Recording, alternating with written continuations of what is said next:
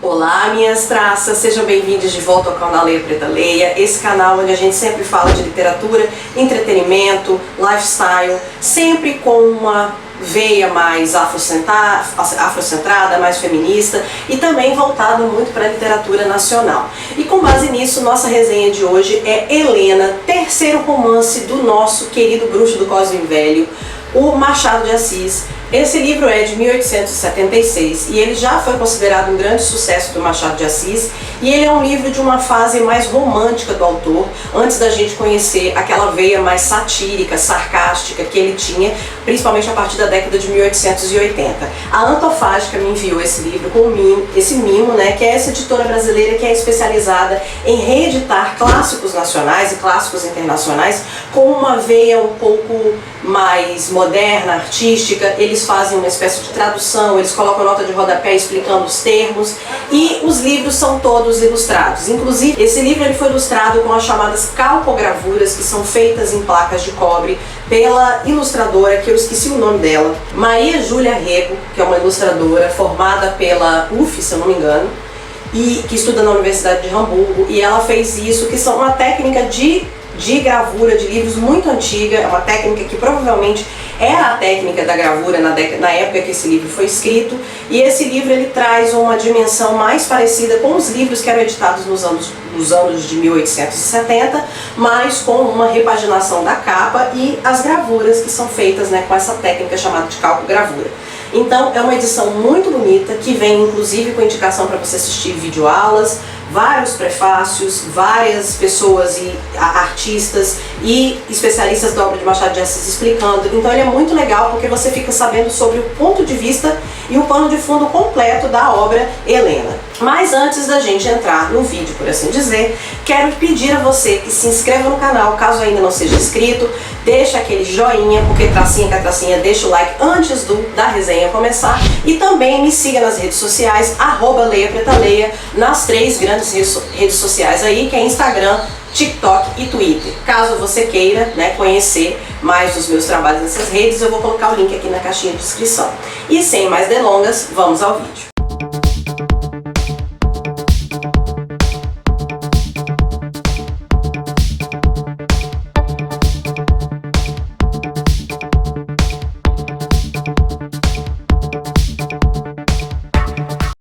Bom, vamos lá. Como eu disse, Helena é o terceiro romance do Machado de Assis, depois de, se eu não me engano, A Mão e a Luva e Memorial de Ares, e ele ainda está muito impregnado da cultura do romantismo romântico de meados do século XIX, que também é muito a cultura do livro Úrsula, que foi o outro livro da Antofágica que eu resenhei em novembro do ano passado, já tem um ano que eu resenhei esse livro. Úrsula, da Maria Firmina dos Reis, também estava impregnado desse romance, mas obviamente que o Machado de Assis já estava saindo do romantismo romântico, mas ainda existe muito dessa questão do romantismo, da descrição, da questão bucólica, idílica, da cultura do romantismo, que vem muito do José de Alencar e outros autores que viviam nessa época, E ele realmente é um romance cuja protagonista é essa mulher, a Helena, e ele é um dos poucos livros do Machado de Assis cuja protagonista é uma mulher, A gente conhece quase todos os livros dele, os protagonistas são homens, mas como os outros livros do Machado de Assis, esse livro tem uma radiografia da cultura da época, do comportamento das pessoas e inclusive críticas e sátiras sobre padrões e formatos de gênero, Então a gente vai ver uma visão muito avant-garde, muito avançada das personagens femininas, que a gente tem algumas, mas principalmente a Helena, que é a nossa protagonista, e a personagem da Eugênia, que são as protagonistas, e a gente também vai ter o ponto de vista do Estácio. Então é um livro que a gente vê sobre diversos pontos de vista, mas que descreve a Helena como essa principal. Já vai ver um pouco das críticas, do tom de radiografia dessa sociedade do Machado, e uma coisa assim que me incomoda um pouco é a questão da visão da escravatura, do escravo ali, quase como se fosse um pano de fundo. Tem, óbvio, personagens escravizados nesse livro, e atualmente se descobriu que Machado de Assis era um homem negro, de origem negra, E essa visão do escravo meio como pano de fundo, muito diferente de Úrsula, que A Maria Firmina dos Reis dá muita voz a esse sofrimento do escravizado, o Machado de Assis não usa tanto, mas a gente sabe que é um livro de 1876, então a escravidão estava na sua reta final, mas ainda fazia parte da cultura do lugar. E é muito legal porque o livro se passa num Rio de Janeiro muito antigo, cujos nomes dos bairros e das estâncias ainda são os mesmos. Então a história se passa principalmente no Andaraí, que é um grande bairro hoje da Zona Norte, acho que, se não me engano, faz parte do Complexo da Tijuca, mas que naquela época era uma estância. Andaraí era essa grande fazenda onde vive a família do Comendador Vale, que é essa família onde a gente vai passar a história principalmente, né? E aí, o segundo lugar é o Rio Comprido, que também faz parte da questão da Grande Tijuca, que é uma outra instância, que é onde vive a família do Comandante Camargo, que é um advogado que é da família do Comandante Vale. E é muito interessante você ver que eles fazem viagens de um lugar para outro, que hoje é uma viagem que a gente, sei lá, pega meia hora, 1 hora de trânsito, de ônibus. Eles fazem viagens de dias para poder se deslocar pelo Rio de Janeiro antigo. Lembrando que o Rio de Janeiro era um grande charco, um monte de dunas e pântanos e mangues, então provavelmente era uma viagem de dias para você sair de uma fazenda e ir para outra. Mas é exatamente onde se passa esse livro, na região do Andaraí. Fica a fazenda do Comandante Vale, que é essa personagem que vai morrer na primeira página do livro. Ele já começa o livro morto, né?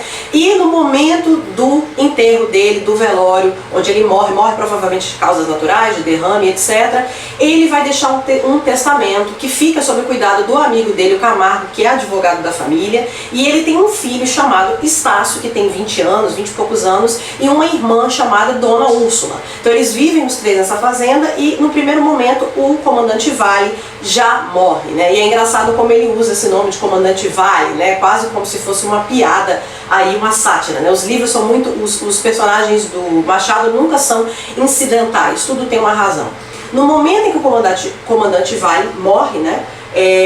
Aparece esse testamento que, em teoria, o Camargo já sabia, aonde ele reconhece uma filha chamada Helena, de 17 anos, que está morando no internato em Botafogo. Ela é uma órfã, tinha uma mãe, uma mulher, digamos, de uma vida fora dos padrões. Ela não foi casada com o Comandante Vale. Ele teve essa filha de forma irregular, praticamente bastarda, mas ele reconheceu essa menina desde jovem, e é bem provável que ele não reconheceu ela de forma pública, porque ele já estava casado com a mãe do Estácio nesse momento, e aí ele teve esse caso fora do casamento, mas ele reconheceu, e depois que a mãe da menina morreu, quando ela tinha uns 12 anos, ele se ocupou dos estudos da menina. E essa menina está vivendo no internato de Botafogo para terminar os seus estudos. E é muito interessante porque o Comandante Vale, ele não simplesmente reconhece a filha da forma como esses caras iam fazer. Se vocês viram minha resenha sobre Chica da Silva, o que se fazia muito com os filhos irregulares, os filhos bastardos, mesmo os escravizados ou brancos, que é o caso de Helena, era deixar alguma coisa, um dinheiro para essa pessoa ter um futuro, para estudar, mas não, o Comandante Vale quer. Tanto que Helena tem os mesmos direitos de herança do Estácio, como que Helena vá viver na casa da família. Então a gente vê essa figura do patriarca da família, que tem um poder de escolha tão grande que a escolha dele depois de morto vai prevalecer e mudar a família toda. Então ele pega uma menina que nunca conviveu com a tia e com o irmão e coloca ela para viver dentro da casa, uma pessoa que é estranha, apesar de todos os dotes da Helena, ela é uma pessoa estranha, e ele, por causa de um direito de patriarca no seu testamento, ele direciona que essa menina não só tem direito de herança, como ela vai viver nessa família, e ele coloca no testamento que quer que eles amem e acolham ela como se ela sempre tivesse da família. Olha o poder que esse patriarca tem. Depois de morto, ele ainda estabelece a criação de vínculos emocionais dentro da família. E aí Helena vem viver com Estácio e tia Úrsula. E no início o Estácio tem uma visão muito mais benevolente de Helena do que tia Úrsula. Helena passa os 3 primeiros dias praticamente trancafiada no quarto, ela está triste, obviamente, ela acabou de se mudar para uma família que ela não conhece, ela acabou de reconhecer esse pai que morreu, que inclusive teve algum contato com ela, e ela é meio que obrigada a sair do lugar onde ela está, do universo onde ela está, para viver na casa desses parentes que ela nunca viu na vida. Inclusive ela não conhece o irmão também não a conhece, eles dois não sabiam da existência um dos dois.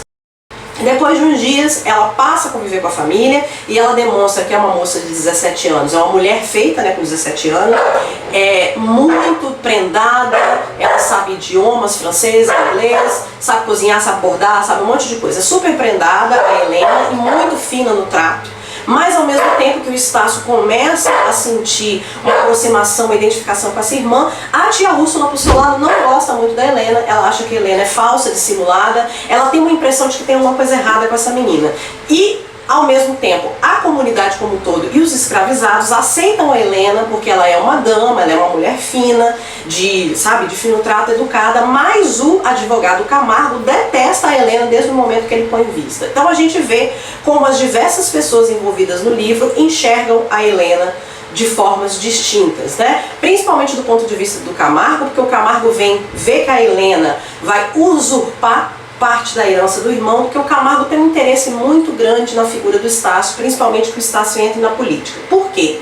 Porque Estácio é apaixonado pela filha de Camargo, que é a Eugênia. Eugênia é uma moça mais ou menos da mesma idade da Helena, e ela é uma menina prendada, que toca piano e etc, e ela é noiva. Ela não está noiva oficialmente porque o Estácio nunca tem coragem de ir lá e fazer o pedido do casamento, porque o Estácio tem uma questão muito interessante, e isso é uma construção muito legal do Machado de Assis, dessa visão idealizada da feminilidade. Então assim, à distância ele ama a Eugênia quase como se fosse uma figura casta que fica em cima de um pedestal, aquela coisa etérea, da mesma forma em que ele tem a mesma visão da irmã, mas quando ele se aproxima de Eugênia, ele vê que ela tem uma personalidade forte, que ela não aguenta as coisas caladas, ela faz birra, ela bate o pé, ela tem acessos de raiva, ela é humana, né? E aí, quando ele se aproxima de Eugênia e ele considera a personalidade dela como muito fútil, né? Como uma menina mimada que bate o pé, que na verdade não, ela só está com raiva mesmo das coisas, ele desapaixona. Então quando ele se afasta, ele apaixona por essa figura idealizada, e quando ele se aproxima, ele desapaixona. E Helena também é uma figura idealizada, porque ela é muito misteriosa, e a família vai construindo um entendimento com relação a essa garota, que também vai mudando de acordo com o que se vai se aproximando. Então tem essas duas mulheres, tem a tia Úrsula, né, que aparece também como essa matrona, essa senhora, uma senhora rica que não tem muitas obrigações, que fica ali só lendo e ao mesmo tempo desconfia da sobrinha, até certo momento quando ela fica gravemente doente, e aí a sobrinha fica no leito dela dia e noite, e aí o amor cresce muito pela Helena, e a gente tem essas duas figuras da Eugênia e da Helena, que são olhadas do ponto de vista distinto do Estácio, né? E ao mesmo tempo o Camargo, que está ali sempre tentando armar, manipular, porque ele tem um interesse muito grande de que o Estácio entre na vida política e que obviamente ele vai gerir a carreira política do genro, e se o Estácio obviamente herdar, né, uma fortuna do pai, isso vai beneficiar a filha dele. Então, em relação a esse amor que a Eugênia parece sentir do Estácio, o pai resolve fazer tudo o que está ao alcance. E a Helena é uma personagem que, ao mesmo tempo que ela tem essa coisa idealizada dessa feminilidade praticamente idílica, santificada, ela é muito inteligente, muito perspicaz, engraçada, né? E ela faz xistes, né? Ela ora com a cara do irmão. Tem uma cena muito interessante que ela pede ao irmão, por favor, que ensine ela a cavalgar, e ele vai lá todo patronal, né, todo paternalista ensinar, e quando ele descobre que ela cavalga muito bem, e aí ele questiona: por que você mentiu, que você não sabia? E ela diz: porque se eu te falasse que eu queria cavalgar, você não teria interesse nenhum na minha companhia, mas como eu coloco na sua mão o trabalho de me ensinar a cavalgar, o seu interesse altamente é despertado. Então eles cavalgam todo dia, até o momento em que aparece um casebre com uma bandeirinha azul. Eles vão sempre na direção daquele casebre, e o Estácio não gosta que a Helena fique sozinha em momento nenhum, sob hipótese alguma. Mas a Helena não é de levar desaforo nem de obedecer piamente esse irmão, que é bem visível a figura do Estácio como chefe da família que substitui o pai. Então assim, tudo que ele disser é lei, mas a Helena vai fazer o que ela quer, né? Então todo dia ela pega o pajem, o Vicente, que é um pajem, que é um menino negro escravizado, e vai na direção dessa casinha azul, e fica muito no segredo de quem é que mora naquela casa, o que Helena está fazendo naquela casa, até que o irmão acha que ela está muito estranha e pergunta para ela: você está apaixonada? E ela fala: sim, eu amo muito. E aí o Estácio começa a desconfiar dessa irmã, começa a achar que aquelas impressões que eles tinham no início, dela ser mentirosa, dissimulada, é verdade. E ele começa a investigar. E aí aparece a figura do Mendonça, que é esse grande amigo do Estácio, dos épocas de colégio. O Mendonça vai para a Europa passar 2 anos lá, que era uma coisa que os meninos, os mancebos, né, os garotos de dinheiro, que se você vai lembrar do livro da Chica da Silva, isso aconteceu com o marido dela, eles vão para fazer essa grande viagem na Europa. O Estácio não tem essa personalidade expansiva, então ele não quer fazer essa viagem, mas o Mendonça vai. Ele vai, fica 2 anos na Europa e volta. E ele é um personagem expansivo, engraçado, que gosta de rir. E ele se apaixona perdidamente pela Helena e pede a Helena em casamento, no que ela aceita. Mas o Estácio bate o pé, porque ele não quer que a Helena case com o Mendonça, porque ele acha que a Helena está apaixonada por alguém e que a Helena não pode casar sem gostar, mas a Helena está dizendo para ele que ela quer cumprir, que afinal de contas qual seria o ruim de casar com um homem que trata ela tão bem e que é o melhor amigo do irmão dela. E ao mesmo tempo o Estácio está sendo pressionado para pedir a Eugênia em casamento, inclusive a própria Helena, instigada pelo Camargo, quer que o Estácio se case, mas como ele tem essa visão muito esquisita da Eugênia, de ao mesmo tempo aproximar e separar, ele fica naquela de não querer pedir a menina em casamento. Mas aí eles chegam num impasse. E a partir de agora, isso seria spoiler, eu poderia dizer, se isso não fosse uma obra do século XIX, que já está escrito no prefácio. O que que acontece, gente? Esses irmãos, eles não viveram a vida toda. E eles se apaixonam perdidamente um pelo outro. Só que isso não fica claro, porque a gente tem a figura do Melchior, que é esse padre, né? O Shakespeare ele faz muita interação interliterária e ele usa muito a visão do próprio Otelo e do Romeu e Julieta do Shakespeare para poder descrever. Ele vai e faz uma questão quase antropofágica dessas histórias do bardo e mastiga elas e projeta e reedita e reinterpreta esses contos. Então ele vai falar sobre o Otelo, quando a gente descobre que todo esse estranhamento que o Estácio tem de Helena na verdade é ciúme, essa proteção que ela tem, esse senso de não querer que ela vá sozinha, de não aceitar que ela se case com o Mendonça, isso tudo é ciúme. E a gente tem essa figura do amor impossível, porque afinal de contas eles são irmãos, embora eles tenham se apaixonado pelo outro porque eles não se conheciam, né?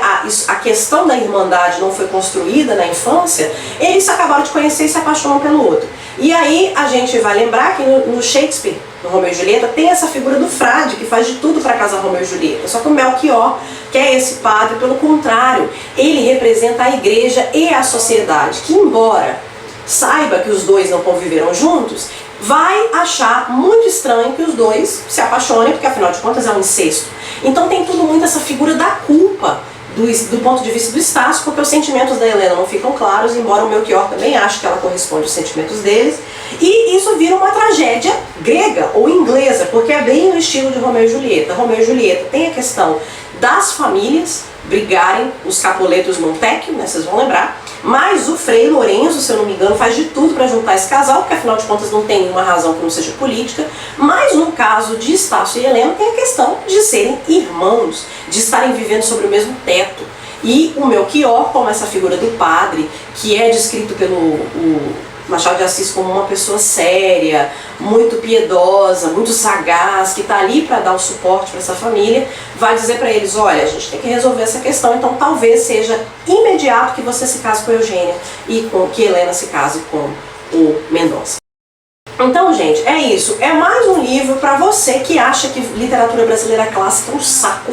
Porque literatura brasileira é só intriga, romance, briga, disputa, política. Se você lê os livros com outros olhos, com um olhar menos preconceituoso, você vai ver que isso é uma obra de arte. Obra de arte, obra de lirismo, obra de poesia, porque o Machado ele tem um lirismo maravilhoso nesse livro, que é um pouco diferente dos outros livros dele a partir dos anos de 1880.